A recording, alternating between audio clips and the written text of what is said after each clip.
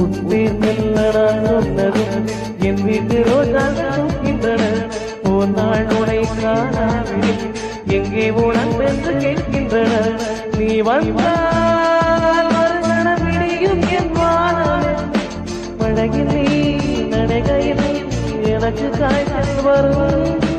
வயலில் நீ நடக்கையில் எனக்கு வேலை வரும்.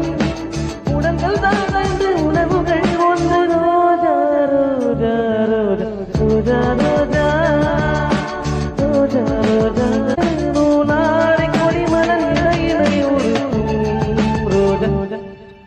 உன்மேல் நான் சொன்னது என் வீட்டு ரோஜாக்கள் தூக்கின்றன.